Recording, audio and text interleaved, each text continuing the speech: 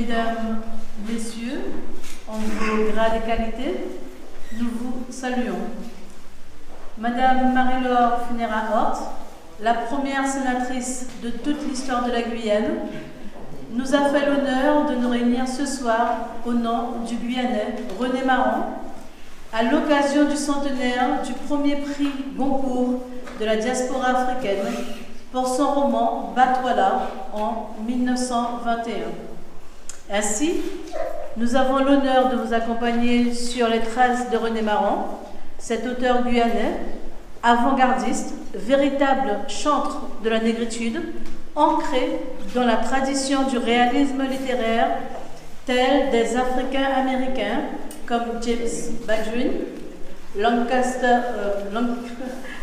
Hughes et d'autres. Si nous devions retenir l'une des nombreuses questions au gouvernement de la première sénatrice de Guyane, Marie-Laure Phinera-Horth, serait celle qui depuis fait écho en Guyane et a consisté à exiger la modification, Monsieur Delgrand,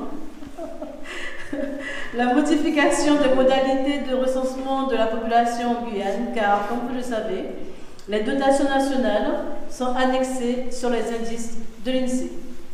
Nous appelons à la tribune celle qui fut également la première femme maire de la ville de Cayenne de 2010 à 2020, la première femme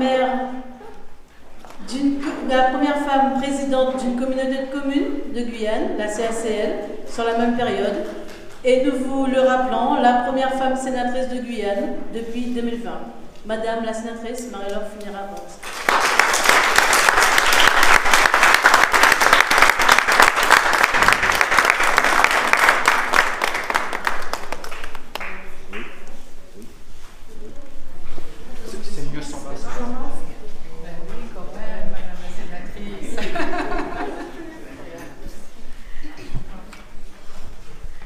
Monsieur l'ambassadeur de la République centrafricaine, Monsieur Michel Bernard, petit-fils de René Marron, Mesdames, Messieurs, chers amis, c'est un honneur et une joie pour moi de vous recevoir ici au Palais du Luxembourg afin qu'ensemble nous puissions commémorer le centenaire de l'attribution du prix Goncourt à l'écrivain guyanais René Marron.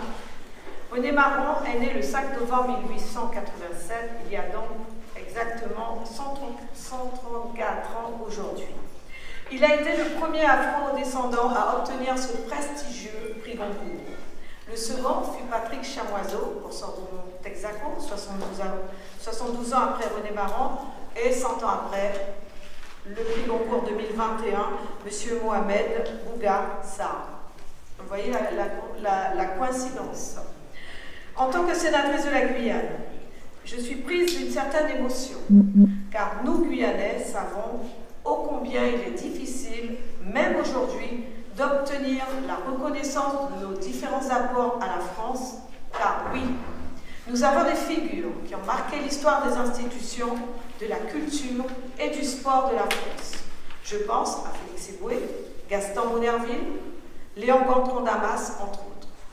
Félix Éboué, alors gouverneur du Tchad, a été le premier Français à répondre à l'appel du 18 juin 1940, puis à organiser le ralliement des colonies françaises au général de Gaulle, et les Africains ont joué un rôle majeur dans la libération de la France. Félix Éboué, qui repose au Panthéon depuis 1949, a été un très grand résistant et un acteur essentiel de la France libre et libérée. Le second, Gaston Monnerville, brillant avocat, député de la Guyane, a été successivement premier vice-président de l'Assemblée nationale, sous-secrétaire d'État aux colonies, président du Conseil de la République, président du Sénat et, à ce titre, deuxième personnage de l'État. Enfin, comment ne pas évoquer le grand poète et député de la Guyane, Léon Gontran-Damas, qui a été professeur d'université aux États-Unis et est aujourd'hui l'un des poètes les plus étudiés dans le monde. Ces illustres Français, ces illustres Guyanais, ne sont pourtant connus que des initiés. Le grand public les ignore, malgré leur engagement auprès de leur patrie, la France, car ils étaient tous profondément français, tout autant que Guyanais. Être Guyanais, C'est savoir dès l'enfance que notre histoire est celle d'une lutte incessante contre la dureté de la vie. Mais malgré nos maux et les difficultés, nous sommes fiers de ce que nous sommes. Nous, femmes et hommes de Guyane, qui avons contribué à l'histoire de notre territoire et à celle de la France. En vous joignant à moi aujourd'hui, au cœur même des institutions de la République, autour du centenaire du Goncourt à René Marant, c'est un Guyanais à l'histoire exceptionnelle que vous rendez hommage. Exceptionnel dès la naissance, sur un bateau qui menait ses parents guyanais à la Martinique. Dès ce moment, l'esprit du voyage et de l'aventure ne le quittera plus. Au Gabon, où son père est affecté comme administrateur colonial, sous la même latitude que celle de sa Guyane, il découvre un continent alors en pleine effervescence coloniale. Enfant fragile, il quitte l'Afrique pour Bordeaux, où il restera jusqu'à la fin de ses études de droit. Comme son père, il entame une carrière dans l'administration coloniale et retourne en Afrique à Ubangui-Chari, aujourd'hui République centrafricaine. Et c'est là qu'il trouvera son inspiration pour écrire Batouala. René Marant a fait le choix de donner pour la première fois la parole aux colonisés, à ceux qui subissaient les violences quotidiennes de la colonisation. Il dénonce avec force l'attitude emplie de brutalité des colons français sur les terres africaines. Il détaille les sévices, les insultes, les coups, les atrocités d'hommes sur d'autres hommes que seule la couleur de la peau différenciait. L'auteur s'autorise un mélange entre le français et les langues locales. Il ose ainsi, comme par provocation, mélanger la langue des colonisés à celle des colons, comme pour les avertir de la révolte prochaine des uns par rapport aux autres. Et leur indiquer également que tous deux étaient des hommes, fils du même Dieu universel. Comme il l'affirme dans la citation suivante, somme toute, c'est au pied du mur du mariage qu'on distingue les pays racistes des pays non racistes. Le racisme disparaît lorsqu'il y a fusion des deux races. Il persiste et s'affiche dans le cas contraire. Aussi, René Marant, à travers Batouala, invite le lecteur à un voyage fascinant qui mène à un débat sur la question coloniale et de la dignité humaine. Lui-même interroge sa propre place en tant qu'homme de couleur au service de l'administration coloniale. Il sait que lui aussi est un colon aux yeux des locaux. Batouala est une façon pour lui de témoigner sa solidarité envers ceux qui partagent la même couleur de peau que lui et les mêmes affres du racisme. Cette œuvre exceptionnelle fera face à des oppositions plus féroces les unes que les autres, mais Batouala remportera le prix. À ces attaques violentes des intellectuels, des politiques, des journalistes et de bien d'autres Français, il répondait: la France est un pays où l'on est trop souvent généreux qu'en parole. Dès qu'on essaie de l'incliner aux faits, elle se révèle tout autre. Il y a beau temps que je sais à quoi m'en tenir là-dessus et que le racisme français est plus profond qu'on ne croit. À preuve, mon tout dernier promo. René Marant a ouvert la voie à d'autres qui ont questionné la colonisation, mais surtout la place de l'homme noir, la place de l'art, la place de la culture et la place de l'histoire nègre dans le monde. Il fut à l'évidence le précurseur de la pensée même de la négritude de Senghor, Césaire et Damas. Lui, René Marant, de même qu'Alfred Paripou en 1885, avec son roman Atipa, véritable roman guyanais, ont questionné cette histoire qui a causé l'anéantissement d'au moins deux continents frères, l'Afrique et l'Amérique. Ils ont été définitivement le modèle des chantres de la négritude et en particulier celui de Léon Gontran Damas, guyanais tout comme eux. René Marant est au-delà de ce Goncourt un architecte de la construction de la dignité noire. Je terminerai par une citation d'Aimé Césaire qui dira de René Marant qu'il est le premier homme de culture noire à avoir révélé l'Afrique. Mieux, le premier homme de culture noire à avoir emmené le noir à la dignité littéraire. Voilà, je voudrais vous remercier de l'attention que vous avez bien voulu me donner.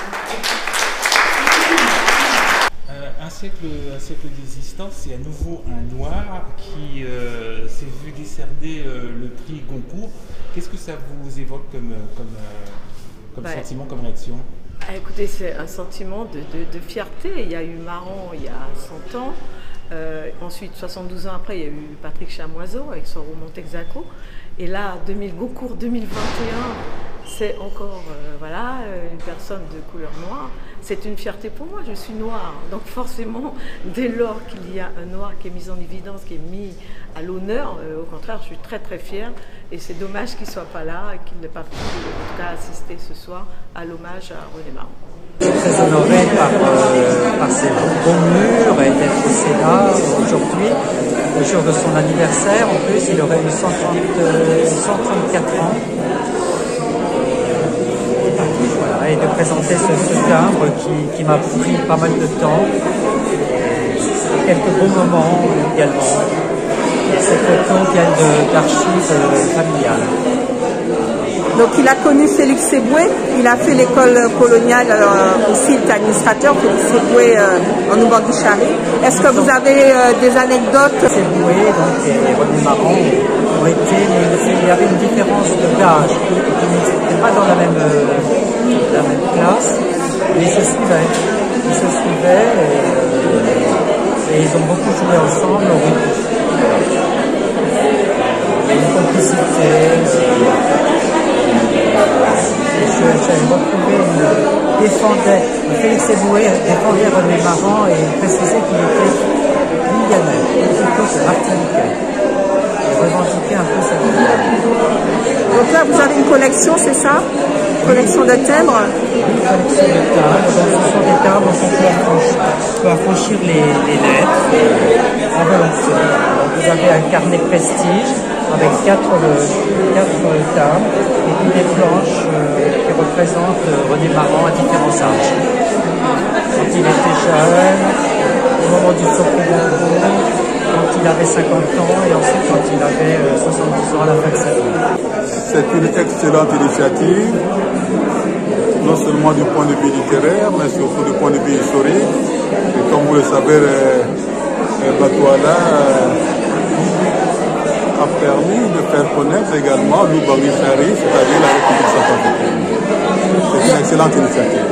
Salut à tous, la commémoration autour des 100 ans du puits Goncourt de René Marron, très bel événement et on n'en a pas fini d'en découvrir parce que je connaissais un petit peu le personnage,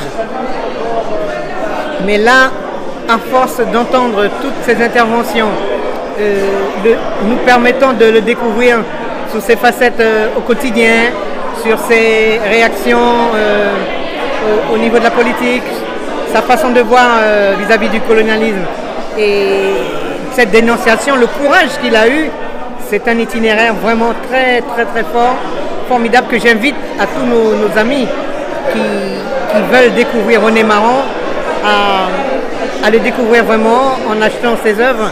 Et aussi, moi j'en ai une ou deux, mais c'est pas suffisant, ou allant découvrir vraiment dans les archives. Nous avons au niveau de la Guyane, comme nous qu'a dit, nous pas beaucoup, mais nous gagnons des têtes. C'est vrai qu'il y a des grosses têtes en Guyane, comme il y en a aussi en Outre-mer. Et quand on les met en avant, moi je suis fier. Et ce que je réclame auprès de la jeunesse, c'est justement qu'ils ont des exemples de grands personnages qui ont souffert, qui ont porté le témoignage, qui amènent le témoignage pour eux, même s'ils ne sont plus de ce monde. Tout ça pour enchérir leur fierté, notre fierté. Donc j'invite tous à découvrir René Marron et tous ceux qui ont eu un parcours, vraiment un itinéraire, on va dire, atypique, hors du commun, plein de souffrances, et voulant surtout laisser la mémoire à ceux qui viendront après. Ça, c'est fort. Il a connu donc Félix Éboué et d'autres Guyanais qui justement ont continué et ont été inspirés par lui. Donc c'est très fort et je suis contente et fière. Et merci.